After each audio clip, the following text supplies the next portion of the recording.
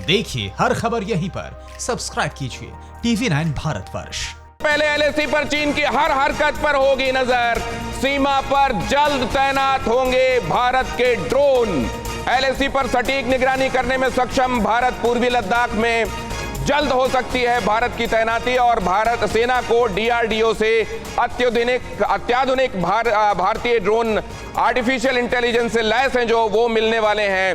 भारतीय drone night vision की सुविधा से भी लैस होगा और राडार की पहुंच से भी बाहर होगा। लिहाजा ये भारत की क्षमताओं में अभूतपूर्व इजाफा करने वाला है। एक क्विक कमेंट लेता हूं कपिल साहब से, फिर आगे चलता हूं। कपिल साहब, 1949 से पहले क्या सुधरा हुआ था या हमेशा से ऐसे ही था चीन?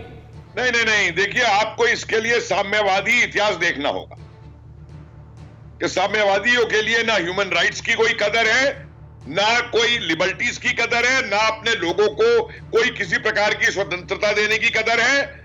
माओ ने उस समय जो युद्ध किया, हमारे लोग कैरिड अवे हो गए उस समय के साथ, बड़ी गरीबों की बात, हिंदुस्तान के कम्युनिस्ट भी गरीबों की बात करते हैं और बदले में लोगों को क्या देते हैं।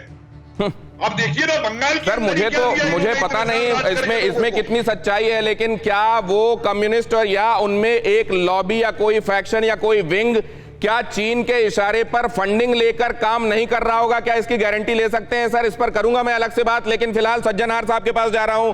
सज्जनहार साहब, ऐसे मुल्क को क्यों नहीं रोका विश्व ने टाइम रहते?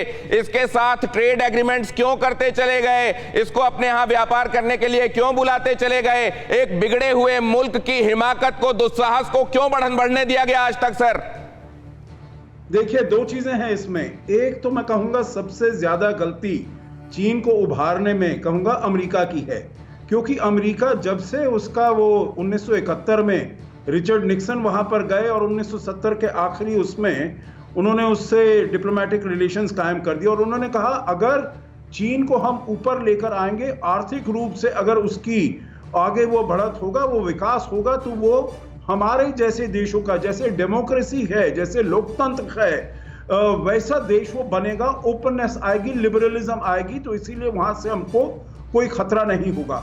तो मैं एक तो कहूंगा जो अमेरिका ने बहुत सहायता की चीन को ऊपर उभारने के, और जैसे मैं पहले बता रहा था उनकी आंखों से पर्दा अभी निकला है। अभी क्यों निकला है? क्योंकि 1990 के आखिर तक तो वहां पर जब थे डेंग जाओपिंग, उन्होंने कहा आप विकास करते रहो, आप बढ़ते रहो, आप अपने को और सुदृढ़ बनाते रहो, परंतु अपनी शक्ति का किसी को बताओ नहीं, कुछ नहीं बताओ जो आप कितने शक्त हो गए। सो लाई लो एंड बाइड योर टाइम। ये मेरे विचार से अभी जब शी जिनपिंग आए हैं 2012 में, सीएमसी के चेयर बने हैं, कम्युनिस्ट पार्टी के जनरल सेक्रेटरी, और राष्ट्रपति बने हैं 2013 में, तो उनका जो एम्बिशन है, जो वो समझते हैं now China has arrived on the world stage. आपने एक बहुत अहम बात कही है सर। फिक्र आपकी, सोमवार से शुक्रवार रात 9 बजे सिर्फ TV9 भारतवर्ष पर।